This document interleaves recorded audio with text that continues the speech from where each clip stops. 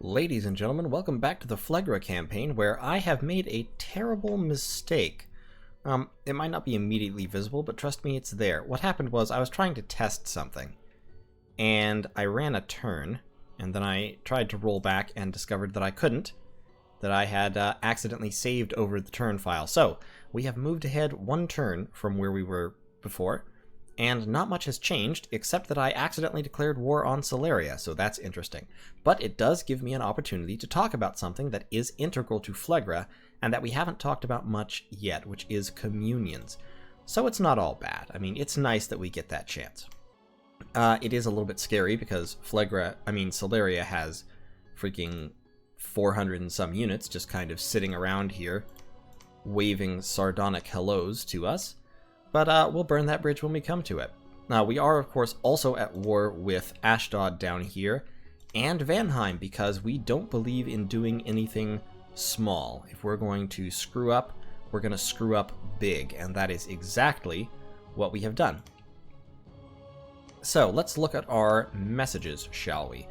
We researched enchantment up 2 levels. We found no magic sites.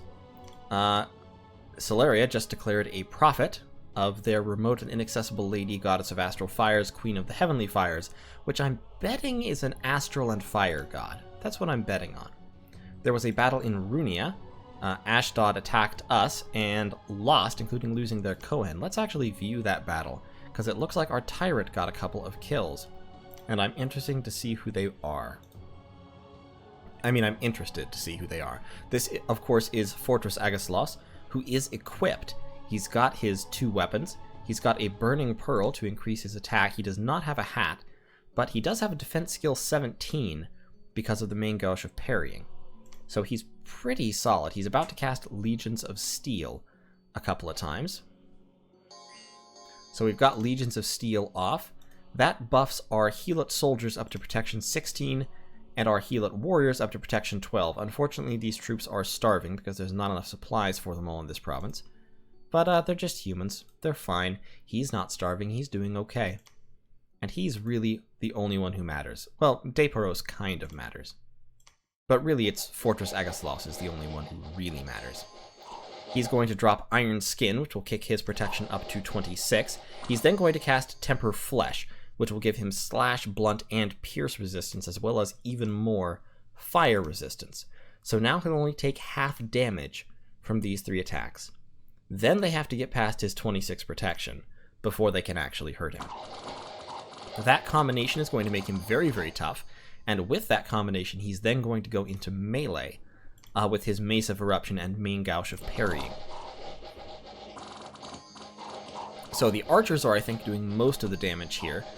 These 2 Rephites back here are just kind of wandering around. The Tyrant, here comes the Tyrant. Oh, he blew up a couple people with that hit. And the enemy routs at the sight of Fortress Agaslos tearing across the battlefield to feed them their own giblets. So he killed a couple of Jaguar tribe warriors by exploding them with a mace, which is great. I lost a couple of Heelot soldiers. I imagine to friendly fire, because none of these guys got any kills, so the archers were getting a little overenthusiastic there. The interesting battle, however, is the battle in Norfangs, and it gives me an opportunity to talk about communions. So, let me pause before we kick things off. As I've said before, communions are a way to buff the power of a mage. Communions have a couple of basic effects. So you have communion masters and communion slaves. In my case, those qualities happen automatically as opposed to having to cast a spell. Normally you have to cast a spell in order to get them. A communion master receives a buff to his magic paths based on how many slaves are in the communion. Communion slaves can do nothing. Once they have become communion slaves, whether by casting the spell or wearing an item that does it, or by being shackled mages, if there are communion masters on the battlefield, actually, honestly, with this quality, I think even if there are no masters on the field, these mages are still communion slaves. It'd be interesting to test that, but in any case, communion slaves can't do anything. They're basically just batteries. They can't cast spells, they can't move, they can't even defend themselves in combat. So, the effects for the masters are twofold. They get extra magical paths, If you right-click here, you'll see they get a magic boost of 1. That's related directly to how many slaves they have. If you have 2, you get 1 boost. If you have 4, you get 2 boosts. If you have 8, you get 3 boosts. 16 is 4, 32 is 5, etc.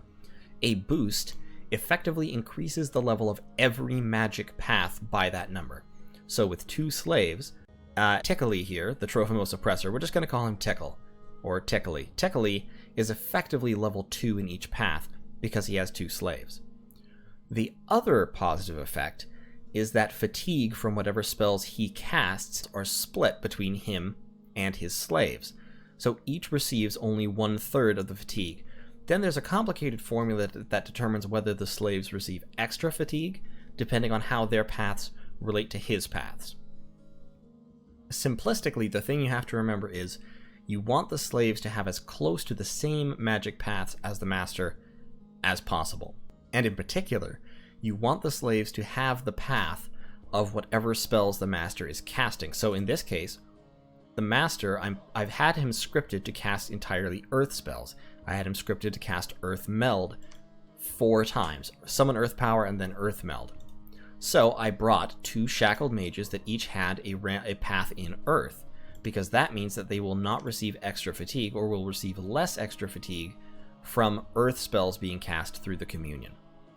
The one positive effect that the slaves get is that personal buffs that the master casts propagate down. They affect all of the slaves. In this case, that's mostly relevant because of personal protective buffs like Iron Skin, which will affect all 3, and Summon Earth Power, which will give reinvigoration and an Earth magic buff to all 3. So, when we start the battle, this is a very simple battle. It's just against a little bit of Salarian province defense. I wasn't really, like I said, I wasn't actually trying to declare war. This was a mistake. I didn't think it would save, but it did. So, we cast Summon Earth Power, and when we cast Summon Earth Power, you can see it affects all 3. So I've summoned Earth Power here.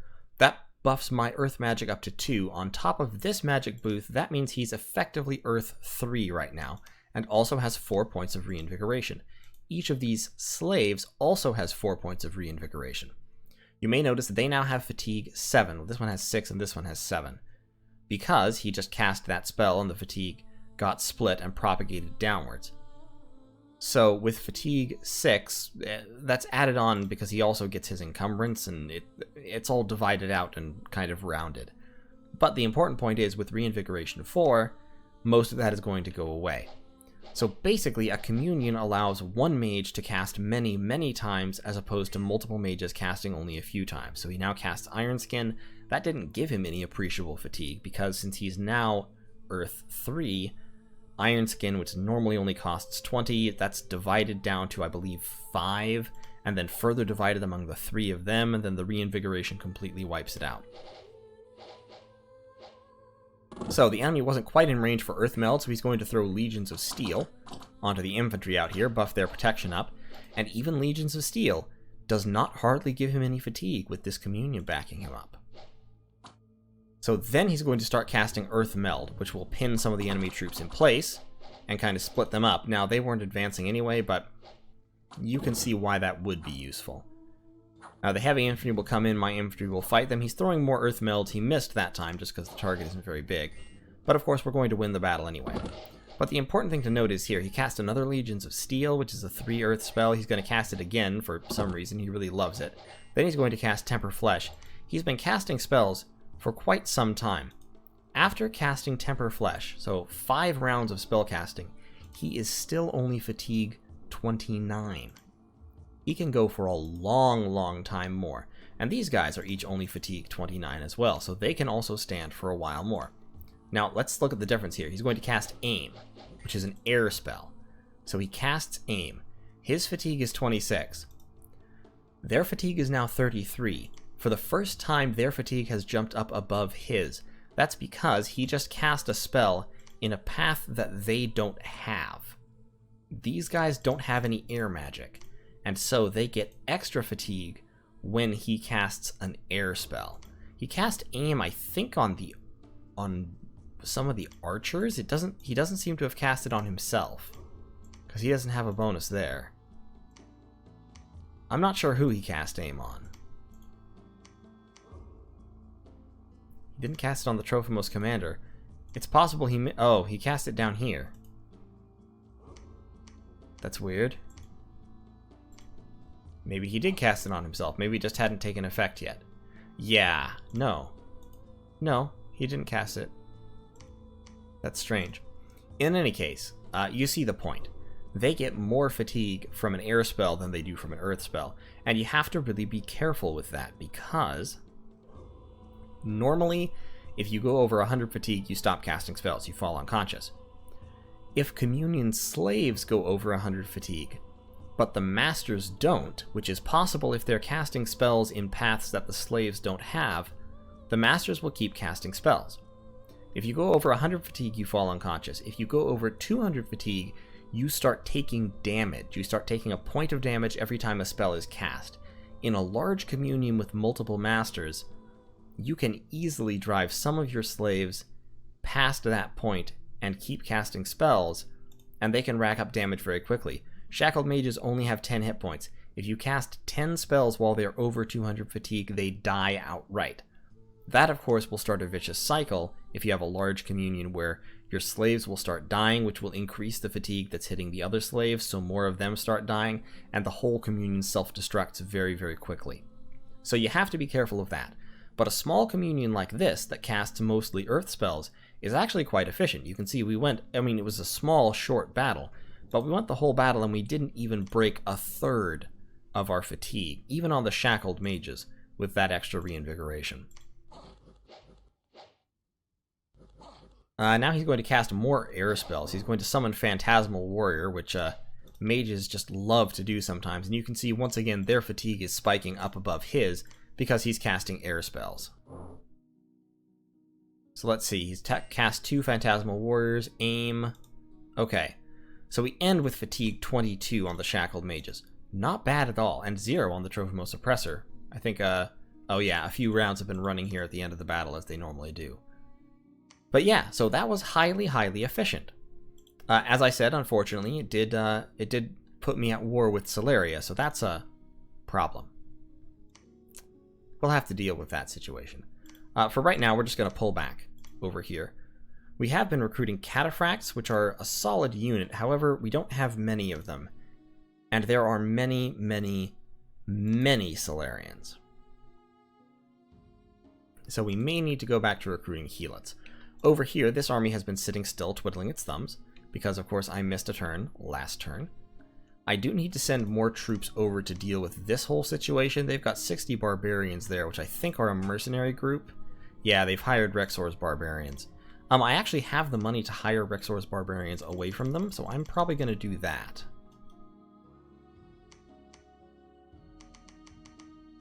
I'm just going to bid 250 on Rexor's barbarians, just to get them away. And this army is going to attack. I could go right in. I kind of want to go right in to besiege their fortress again, just to keep them locked down, keep them from recruiting anything. I don't want to assault the fortress again. Because it went so badly last time, and I don't anticipate it will go a whole lot better this time. So what I'm going to do is Fortress Salzar.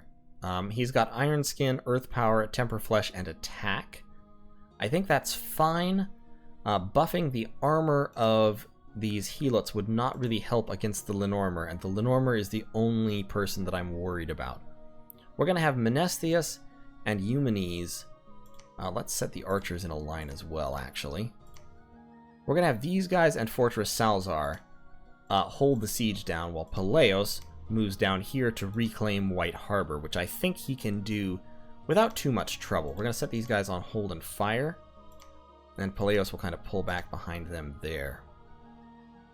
Fortress Salzar will pull back to mix in with the lines. There, I think that'll do. Over here, we have recruited our first Cyclops. He's got 3 fire, 1 air, and 2 earth. We don't need to recruit another Cyclops right now. Oh, an abbey has been founded. Okay. That's pretty cool. Ooh, it decreases unrest, and it enables the recruitment of... Holy disease healers. That's really neat. That's really neat. Okay, so they're recruitment point 1 scouts that are also sacred and have disease healer. That's really, really cool. Oh, and nuns are also recruitment point 1, and they're priest level 1s, so they can spam undead banishment spells. That's fantastic. Unfortunately, it's at my capital, where I would like to be recruiting these guys forever, so I probably won't have many of these, but that's really cool anyway. Huh. Interesting. So let's get another Tyrant real quick, and we're going to spam out a whole bunch of troops. Just a lot of troops. Down here, I've got a couple of Trophimos commanders, so you can go up there. Over here, I've got some mermen that I was recruiting, and we're just going to take them underwater. See if we can grab one or two of these underwater provinces. Let's take the Ictiads first. And yeah, we're going to keep rolling this way. You, my poor mutilated friend, you should keep searching for magic sites. Yeah, down there. So, we've got 2 fortresses down here. Fortress Iapetus, with his Helmet of Heroes, and Fortress Agaslaus. I think I've proven fairly conclusively that they're actually pretty effective at taking out at least small Anarchite defenses. This here, that was a battle in Norfangs. In Perenna, we were attacked by a fairly significant army. We did kill a whole bunch of their long deads, and we killed 1 Amorite, which is a basic giant warrior. They do have 1 Ahiman Anarchite, and they have a Fire Drake and a heavy cavalry, and 15 Sheshai Anakites, which are their standard sacreds. The Ahiman Anakites are heavily armored. The Sheshai Anakites have Berserker 2, which makes them dangerous, but they're easier to kill because they only have 15 protection. Retreat details?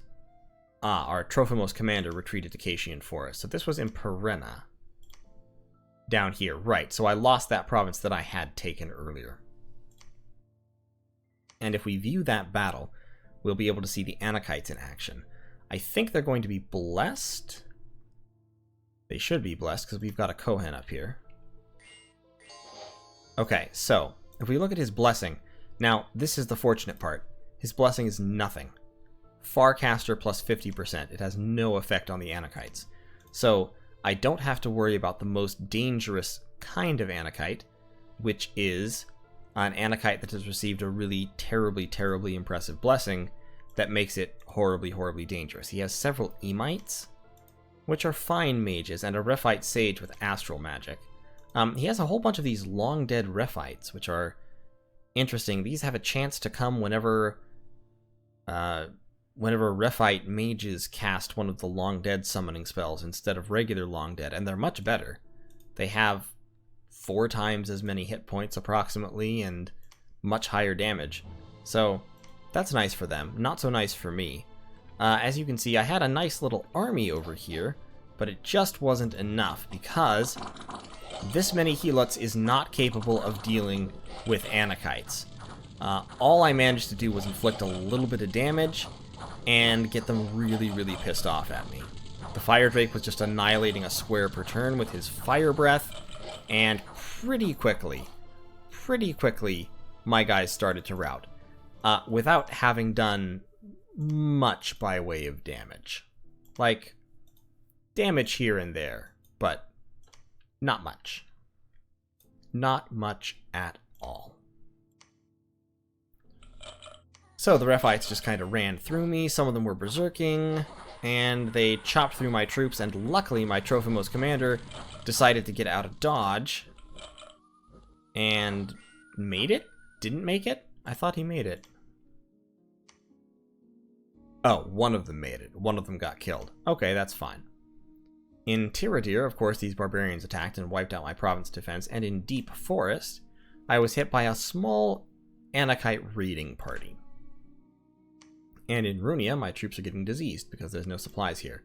So, this is a significant army and a significant problem, mainly because Rephites are strong enough and do enough damage to punch through Fortress Agaslos's armor, even with his protection buffed up. With the protection and temper flesh, he might be able to take them, but he also might not.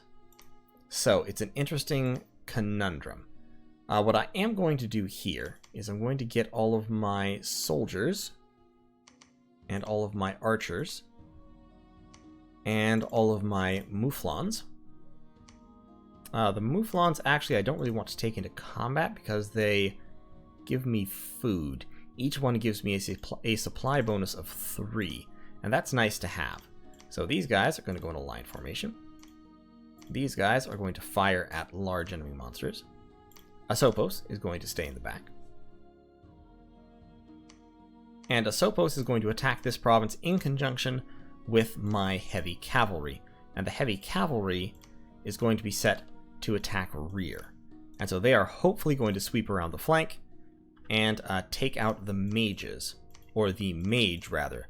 This army is led by a Kohen, a mage, a priest mage. So we should be able to kill him fairly easily, and if we do that, the Anakites will rout. This army is a problem. This is a very tough army with significant magical backup. Ideally, I wouldn't engage it. But, of course, we all know how well theories like that tend to work out. So we're going to give all these troops to this guy. Going to put those guys in a double line there in the center. And they will hold and fire closest. These guys also in a line. They will fire large enemy monsters. And over here, a number of these troops are diseased, I believe. Yeah, a number of them are diseased. Okay. That's fine. Fortress Iapetus is going to move down this way.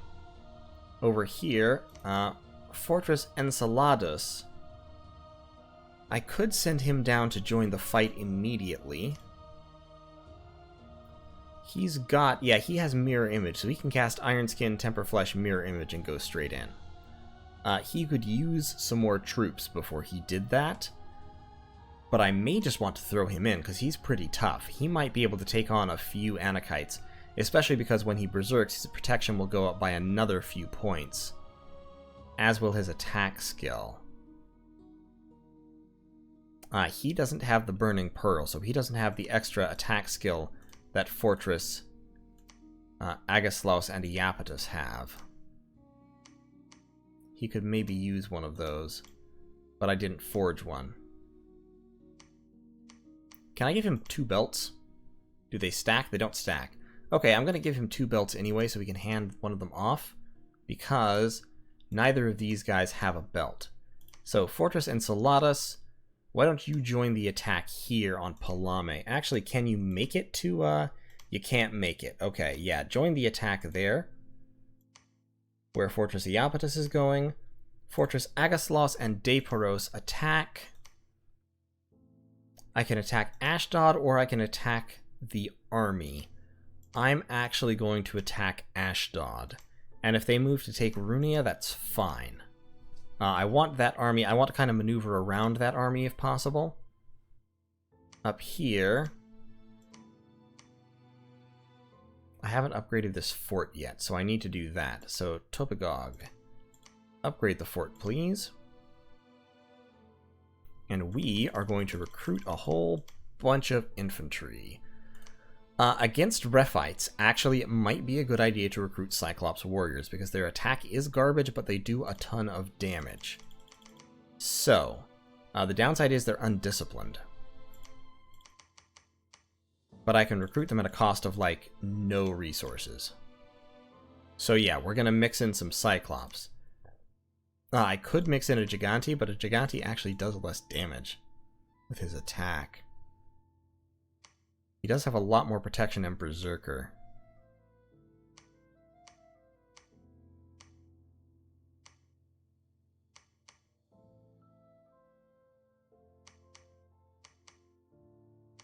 Let's try it this way then. Yeah, let's do that.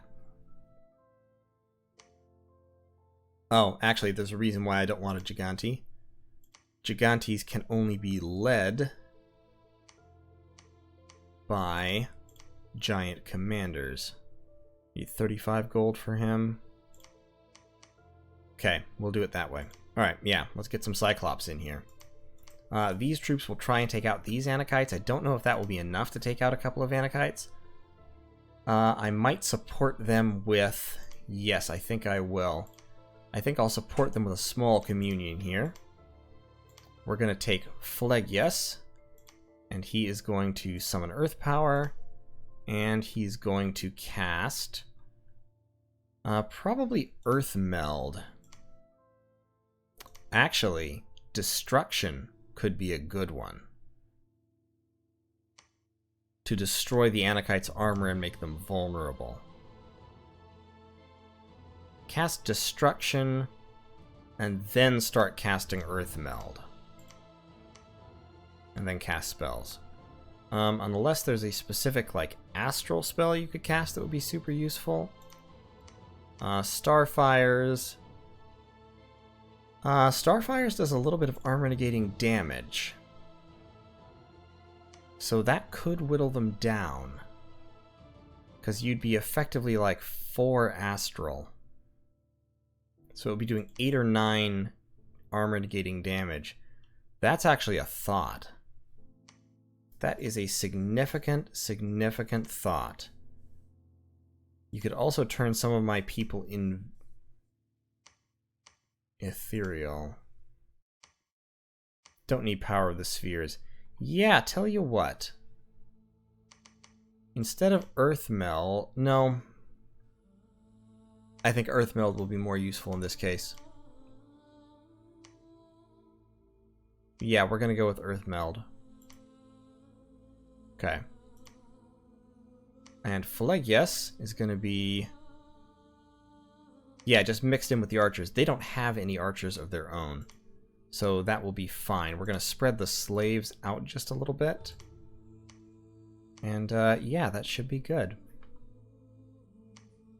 So hopefully we'll be able to catch these Anakites and crush them with the help of our heavy cavalry. And these armies will keep moving down south. I've been recruiting sages here. Since we're going to be going into war, I'm going to start recruiting Shackled Mages instead. I know it seems weird to be recruiting less powerful mages when we're about to be going to war, but the communion ability is just invaluable when it comes to warfare. Similarly, I'm going to move an oppressor over in this direction towards the fortress at Nashen. I'm also going to buff the province defense of Nashen, so if they throw in a little spoiling attack, we might be able to stop it in its tracks. Worth noting, in a war footing context, Trophimos oppressors actually do have leadership that doesn't have a morale penalty, and they are Taskmasters +2, so helots commanded by them are not bad. Well, they're still not great, but they have average morale. So you can have an army that is led by oppressors that's going to have a major communion in it. In any case, it's been like, wow, we've been recording for like half an hour and we haven't even run a turn. I've been doing a lot of talking, a lot of explanation. Let's run a turn and see what happens with our three-pronged wars here. 10 commanders doing nothing. Who's doing nothing? You're doing nothing, and that's fine. Like, patrol the province or something. You're doing nothing, and that's also okay, because you don't have troops at the moment. Actually, take these troops and go with Enceladus, because we're not recruiting anybody here, are we? Yeah. Just go move south.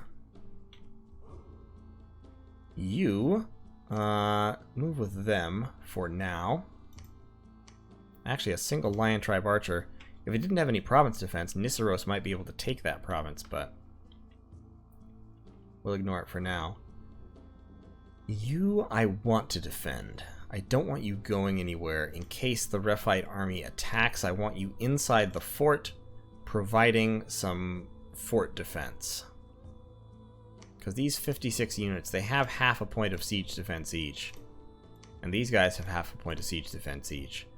So you can provide, like, almost 40 points of siege defense, which will slow down the rate at which they can knock down the walls if they decide to come try and knock down my walls. So yeah, you all stay there. Alright, cool. Okay, so we've completed enchantment level 3. Great, we're moving on up. We found a magic site in Oaklands. We found the Whispering Woods. Oh, cool. So we get an air gem, a nature gem, and we can recruit enchantresses, which have 2 random paths. They could break us into higher level nature. Beyond that, they don't really give us anything we need, but good to have. And we had a number of battles. So we are a battle in Palame. We have 2 fortresses. Fortress Iapetus is still casting his Iron Skin to buff up his troops. Fortress Insulatus is just buffing himself up. It looks like we do have some giants over here. Some Ahiman Anakites. Ooh, and Baal Hadad the Adon, the one we fought in the arena. Where's his item? Didn't he win an item? Huh. Interesting. Well, let's see how that goes. We've also got a Rephite commander. Let's see how our troops fare against the Ahiman Anakites. Doesn't look like terribly well at the moment. Our archers are certainly inflicting more damage than they're worth. The Ahiman Anakites have taken small amounts of chip damage, it looks like. Yeah, he's taken some chip damage. He's taken about 12 hit points. Fortress Enceladus has mirror imaged himself most of the way through his buff cycle. He is, of course, wearing both of his belts. Yeah, you can see the Helots are having almost no effect on these Anakites. They're slowly wearing them down. I mean, they are slowly wearing them down. They've got that going for them. Baal Hadad has now gotten into combat. The archers are not really helping me. Maybe if I had flaming arrows on them, they'd do a little better. Fortress Iapetus is incredibly frustrated by his inability to get into combat. But, up, here it comes. Here it comes, here it comes. There we go, that's more like it. He took 1 point of damage there. The Temper Flesh is definitely helping. And he just kicked the crap out of that Ahiman Anakite. Yeah, that Anakite's about to die. Yep, there he goes. And this Anakite is now taking a beating. So Fortress Iapetus laying the smackdown on these giants.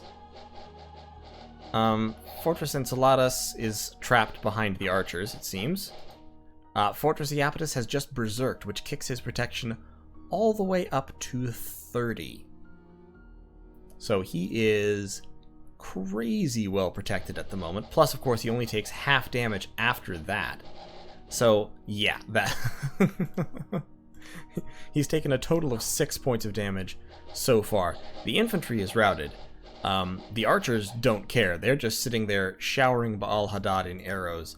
And it looks like Baal Hadad has routed. The question is he going to get off the battlefield with an enraged Fortress Iapetus behind him? And I would say signs point to no.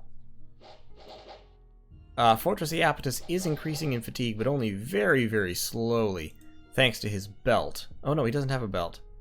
He's increasing in fatigue, but only very, very slowly. He's going to catch Baal Hadad as he runs by with a hit, giving him a chest wound. Ouch. But I think Baal Hadad is going to successfully escape from Fortress Iapetus to fight another day. Yep, Baal Hadad has successfully fled the field of battle, having taken another wound, but not quite died. So, we lost most of our Helot warriors, a couple of archers and soldiers. We did kill 2 Ahiman Anakites out of the 3, and the province defense. But really, it was only the Tyrants that made that possible. Oh, we've killed the god of Vanheim. Oh, sweet. Oh, so sweet. Let's look at Spring Bay, where Vanheim attacked me. So this is a small force, but includes the number of Valkyries. However, it doesn't look like they have anybody to bless them. And they're just going to run over my province defense real quick. With embarrassing ease. Yep, that's, I don't think they suffered a casualty doing that. I would be surprised if they did. Nope, they didn't. But there was a battle in Vanheim. So it looks like he was maybe patrolling with his god. He must have been. Yeah, he was patrolling with his god. Nidhogger the Normer, with his chest wound, was out patrolling. Wow. I wonder why. So Fortress Salzar is throwing his buffs. So now he's all buffed up with Temper Flesh and Iron Skin and all that. And now he's going to go into combat. Nidhogger is advancing, spewing poison. He hasn't taken any damage yet. And running into the poison is going to be a bad day for our Helots, but Fortress Salzar is getting after him. Actually, Fortress Salzar is chasing after this guy. I think that's a failure of prioritization. This Gigante warrior is getting some licks in, getting a lot of licks in, actually. He's taking a ton of damage. It's because he's fatigued up. And the arrows at point-blank range. Yeah. And then, of course, the poison hits and wipes everybody out, but the massed point-blank range arrows really did quite a number on the enemy god. I took 72 casualties, but it was very, very much worth it. In Deep Forest, it looks like we missed. They ran away from us. We took out the province defense, but that's all. Okay, that's fine. In Shade Forest, that's probably where they went. Those Anakites I was trying to catch. Oh no, this is Vanheim, never mind. Vanheim attacking me with barbarians. Ooh, Vanheim rehired those barbarians. They must have paid a lot of money, because I overbid significantly. Did we inflict any casualties? We might have killed a couple. Yeah, we killed 3. Our undefended province, Norfangs, has been conquered by Salaria. That's fine. In the Sea of Rond, our mermen got through the Ictiads. Excellent. So we now own the Sea of Rond. And in White Harbor, which was a Vanheim province we attacked, we run into a little province defense, and I'm sure we wipe it out.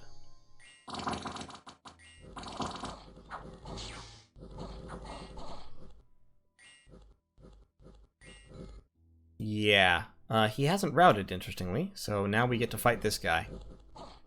But when you're that surrounded, fighting happens quickly. Now, in Ivanmoor, we were attacked by Ashdod, by a significantly large Ashdod army, including a significant contingent of Anakites. All we have is province defense. It is barbarians, so it might do damage to Anakites, but we'll see. Nah, not really. Not really. We killed an ogre. Okay. Forbidden Forest and Cation Forest were both attacked. So this is where the Anakites went. They went up to Forbidden Forest, and I don't even need to watch this. I know what happened. Yeah, that's what happened. And in Cation Forest, I don't think I really had anybody patrolling. So they ran through the province defense with no casualties whatsoever. The Sheshai and Ahiman Anakites once more, just so dangerous. And there was a battle in Ashdod. So the hordes of Helots have come to place Ashdod under siege. They've got Gileadites. They have a Malak. They must have summoned this guy. Interesting. So he's a flying priest with awe and invulnerability. So 15 protection against mundane attacks, which isn't all that much. He's stealthy and has spirit sight. Interesting. Yeah, in terms of actual damage, this guy is not impressive. He doesn't have hardly any damage. But, yeah, and then 2 Rephite commanders. So it looks like we had a small patrolling army and some province defense. And these kinds of giants we can take on. It's ugly and bloody, but we can do it. Especially with the archer support. I've got to stop putting these guys in with the archers, though. They get caught up and they can't actually do what it is I want them to do, which is attack. So, in Ashdod, lost 18 guys, killed 17 guys, totally worth it. So, the walls are lightly damaged, more time is required to break them down. Enemy cannot harm our walls in Cation Forest, and in Vanheim the walls are lightly damaged. have to break them down. However, our forces in Cation Forest are starting to starve from lack of supplies because we have so many troops stuck inside this fort. And all of these Sheshai Anakites besieging us. So that's where the Adon retreated. Yeah, I thought that was probably coming. What a pickle.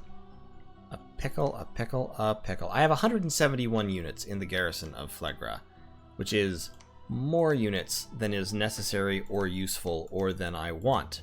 I'm recruiting another Tyrant, and once I have another Tyrant, my fortresses, I'll get 2 fortresses to lead most of those troops out. I'm going to forge more gear for them real quick, and then I will take them out into the battlefield, and we will have a good old time. These armies, we are going to break out. One second. I need to give that Girdle of Might to Iapetus real quick. Now, you can go help break the siege. You should attack him. All you have is 54 archers. Yeah, you stand in front. I don't need Legions of Steel. Iron Skin, Temper Flesh, and Mirror Image is what you need. Summon Earth Power also wouldn't be bad for the reinvigoration. But you only have 3 encumbrance. Because you've already got 3 reinvigoration from that thing. And encumbrance 1, encumbrance 0. Basic encumbrance is 2. Yeah, so only 3 encumbrance. That's fine. So you'll be okay. Once you berserk, you will start to fatigue out, but it'll be alright. So Fortress you go down over there. Fortress Iapetus, if we want to actually siege down Ashdod, it's going to take a while. We only have 129 siege strength here. So we are going to need more. What I think I'll probably do is give all the troops to him.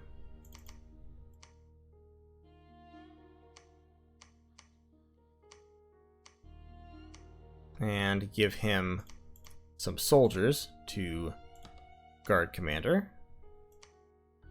All of you guys hold and fire at the closest. 1 second. Yeah, you're all archers. Good. Okay, so you fire at the closest enemy. You're all infantry. You hold and fire. Fortress Agaslaus. You, Fortress Iapetus. You move down there. Agaslaus. You go kill this guy. Go finish the Adon off. I think you can do it.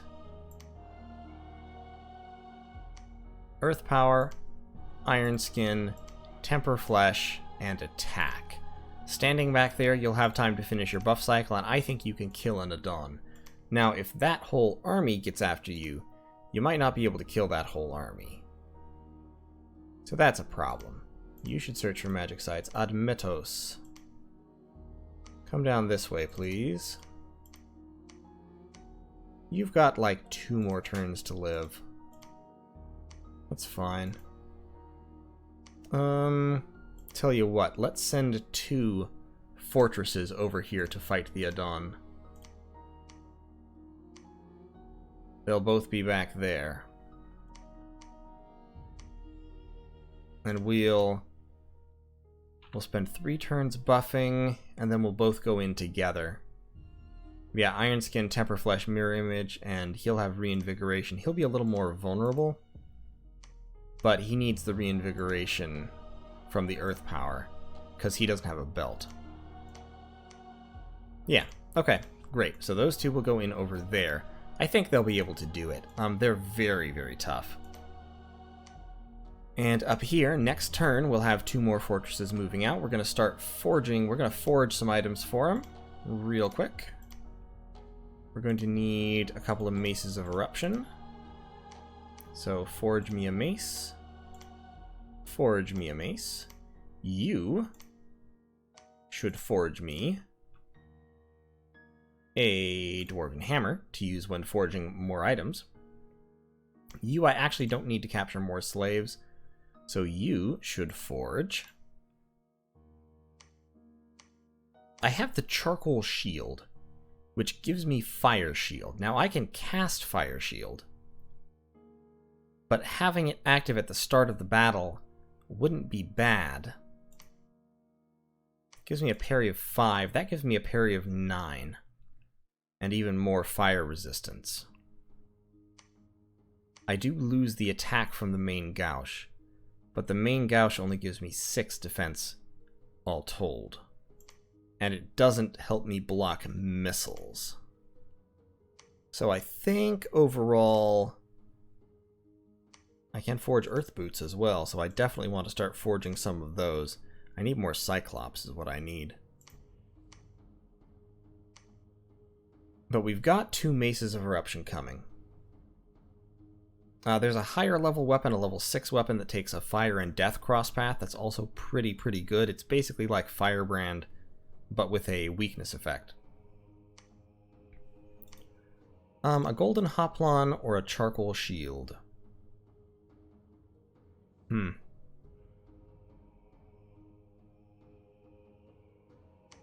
Yeah, let's go charcoal shield here. And then down here, you're forging maces. What else do I need? I need boots of the messenger. I definitely need some of those.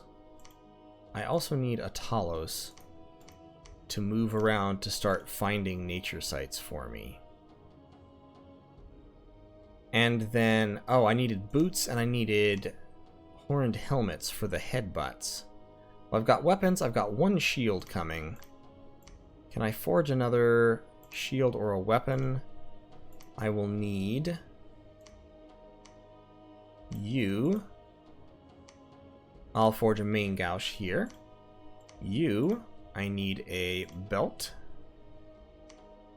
And you, I need a belt.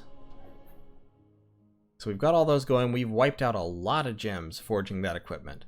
So we've got 2 girdles, a main gouge, a shield, 2 boots of the messenger, which will give speed and reinvigoration. That'll be very solid. I think that'll be pretty good. I would like to also have helmets. I don't really have the nature gems. So what I think I'm going to do, this is very wasteful, but I don't need astral pearls. So I'm going to alchemize some astral pearls. And you, let's get the horned helmets, because the extra attacks are so solid for people who are fighting alone. And of course the head protection is great, because you really don't want head hits to just screw you for no reason. These guys we're not even really bothering with right now. We're going to break the siege first, and then we'll worry about them. We've got a good number of troops. I'm worried about sending one guy in here alone, but I'm also worried about not having one over here. I guess I do have the Communion casting Destruction and Earth Meld.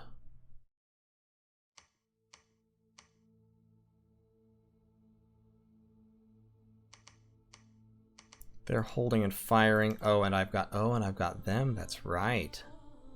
That's right. They're undisciplined, so let's set them back here so they'll kind of flow forward. We'll shift the archers down to not impede them. These guys we're going to have hold and attack closest. We'll put them down like that. These guys are going to attack rear. So actually the Cyclops will put down on this side. Great. Let's try that. Okay. Sperkios is patrolling. What I would like from you, Sperkios, I would like you to start building a palisades, but I don't know that you're not going to be immediately murdered. So actually, I'm going to put you in the back, and I'm going to script you to retreat. And then I'm going to tell you to start building a palisades. Even if they take the province, we should be able to come back and pick up pretty much right where we left off with that palisades. In the meantime, we're going to spam out a whole bunch of troops here, because we could use a whole bunch of troops on top of the 200 some odd we already have up here.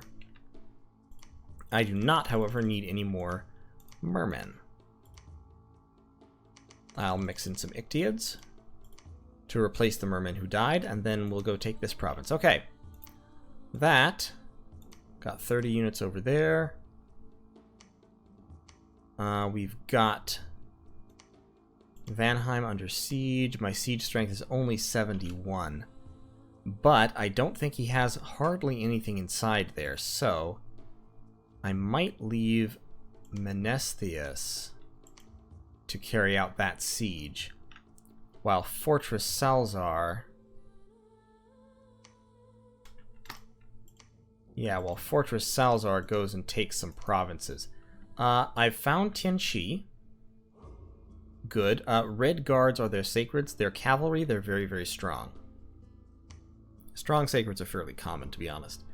So, that's kind of a worry. There's actually no troops up there, so Menestheus, change of plans. Menestheus, you go take that province. We will leave Eumenes to carry out the siege with his troops. Of which, obviously, there are not many. Actually, I changed my mind. Menestheus, you just stay here. Stay here and carry out the siege. It's too dangerous otherwise. I need Peleus to join you as well, because he has most of the infantry. Nisseros. Try going. I don't want to lose you. You also come up this way. I'm being stretched a little bit thin, but I think I can handle it. I think I can dance with the devil in the pale moonlight, guys. I think I can do it. I think I can manage. We've got troops here. We've got some more cavalry in the garrison. Still recruiting more. Get a couple of archers to go with those, please. I've only got one oppressor, and I've got 1, 2, 3, 4, 5, 6, 7, 8, 9, 10, 11. So in extremis, I could already field a pretty solid communion. So what I need is actually, I need another oppressor here for more magic.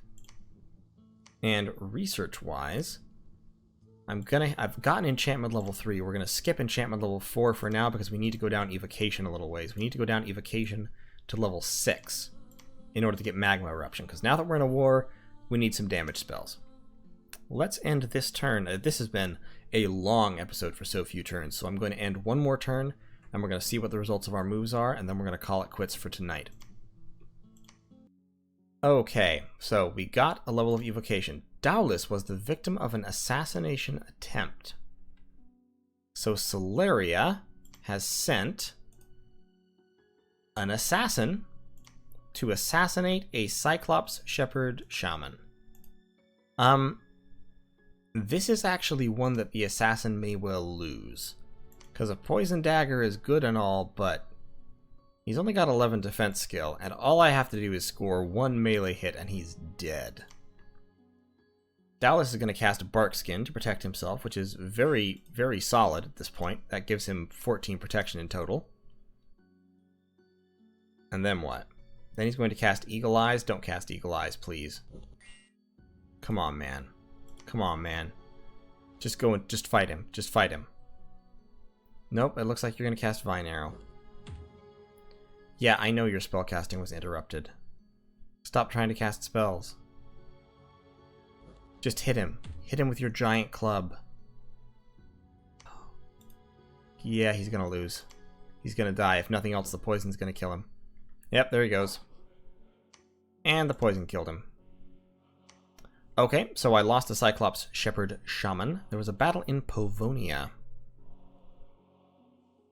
So, Salaria. Salaria is basically Ermor if Ermor was kind of good. They've got living troops. They also have undead, but the undead are kind of under control. They've got a number of Praetorian Guard here. They don't look like they have any undead in this army. Just normal human troops. Now, Salaria's human troops are pretty solid, so that's not a knock on them. They've got a Legatus Legionis, who's a very, very good commander. And they've got a couple of Lictors, who are sacred troops with magical axes that stop the dead. They paralyze undead beings. On my side, I've got... yeah. That. Somehow I don't think they did very well against the legions. Yeah, I did think so. One of their heavy infantry got a kill. Alright, battle in Elder Hill. So this was me launching my attack in an effort to kill that guy. This was kind of what I was afraid of. So why do I only have one? Why is it only Agaslaus? Why? Where's... one second. Cassian Forest. Deep Forest. Elder Hill. It's only one Tyrant. Tapanete. Palame.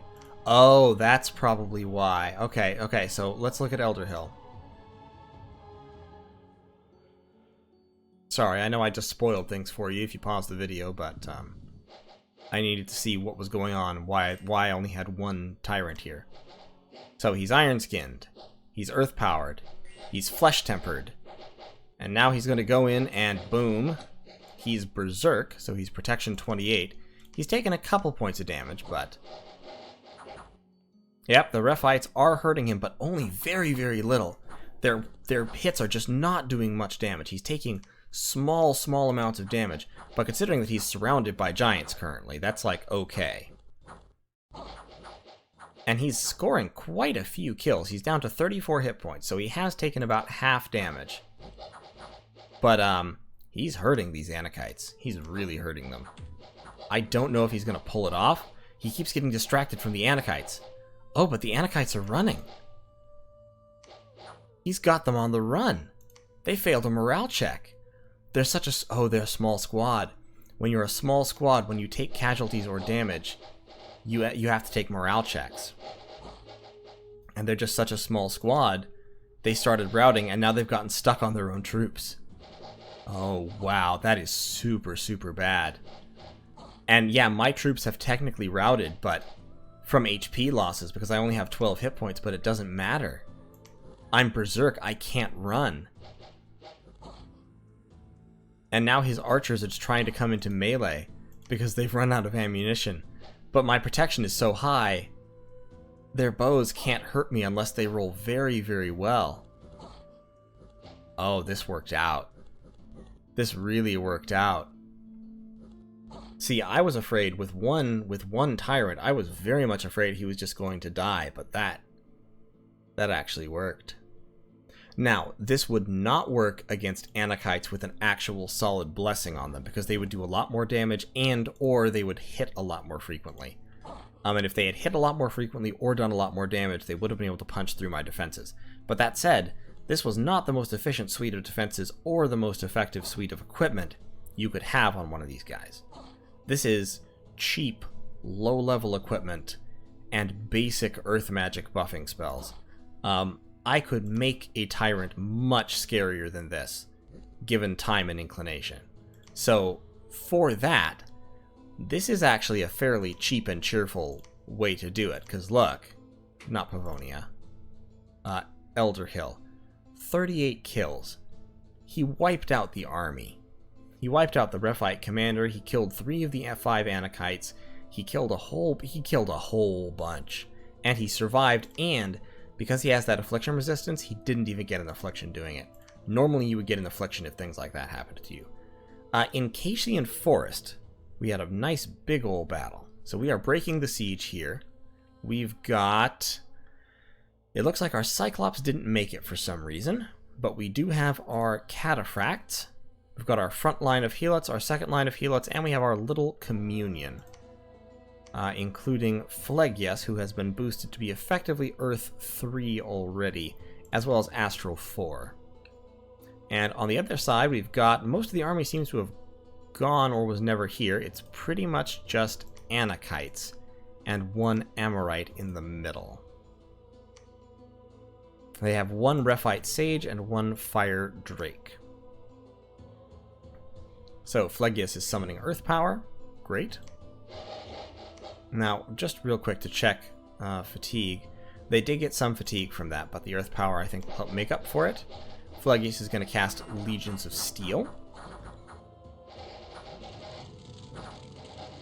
And then Fanaticism. Interesting.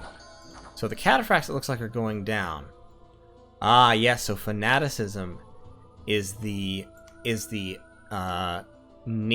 battlefield-wide morale buff spell, which he can cast because he's Holy 3, and this buffs him to Holy 4.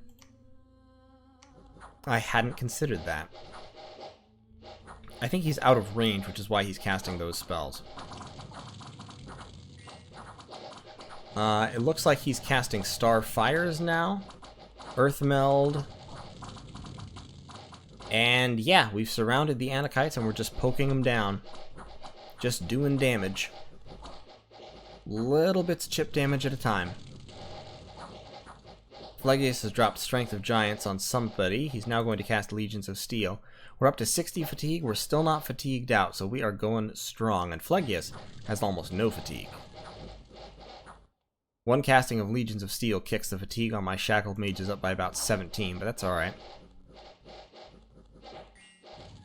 Phlegra is... I think he's just etherealized these Trophimos commanders, which, okay, I mean, that's fine, I guess. It's fatiguing out the Shackled Mages, so don't do that all too often. The Anakites are rampaging, but these ones are surrounded, so we are, once again, we're just stabbing them down real slowly. And Phlegra continues to cast buff spells. It's all well and good, Phlegra, all well and good. Good job, folks. So, we did lose all of our Cataphracts. An Archer, 16 and 9. 41 total in exchange for 9 kills. But the 9 kills were Anakites. And Anakites cost more than 100 gold each. So, I am going to count killing 8 Anakites and an Amorite, which costs 40 gold, as a win. Because that's more than 1,000... That's about 1,000 gold of troops. Compared to...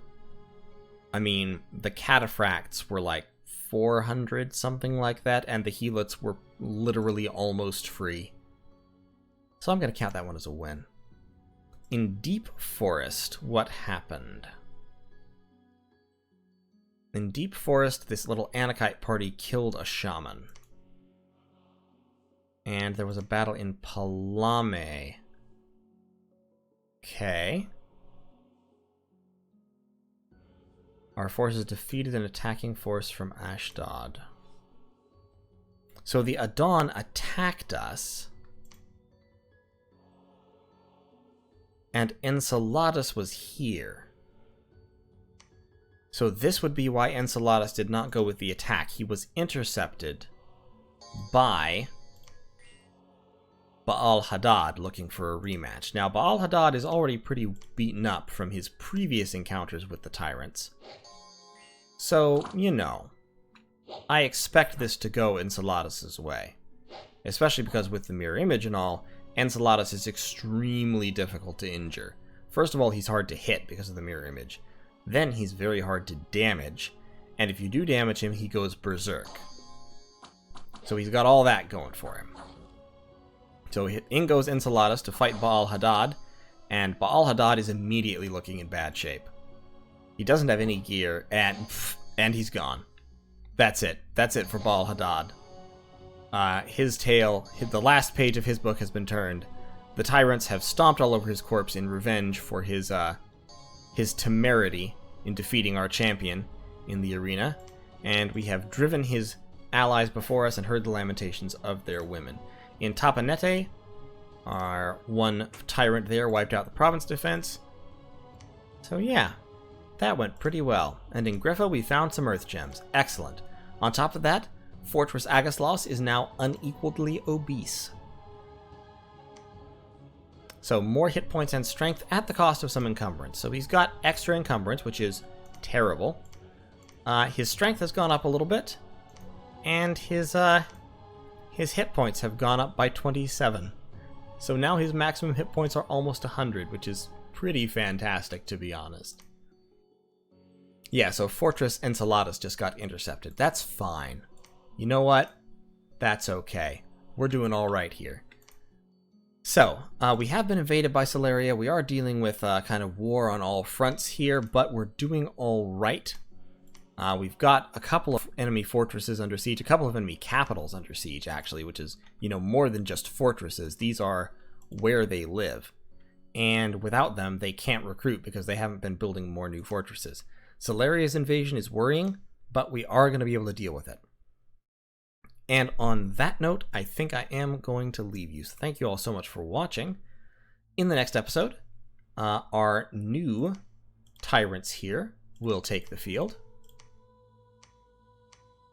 Yeah, now that's some gear. 6 reinvigoration, 3 attacks. I could use...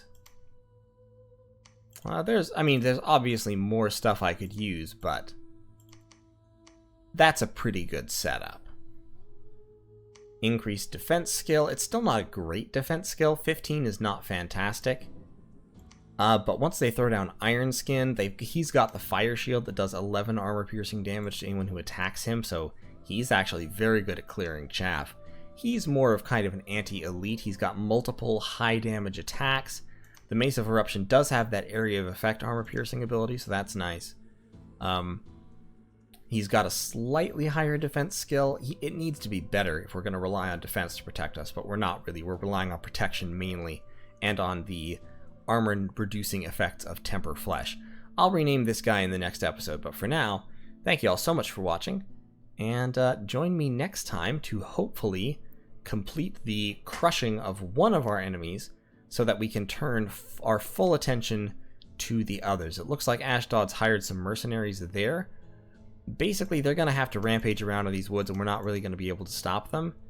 So what we're going to have to do is we're going to have to kind of consolidate in our fortress here and make sure they can't take it,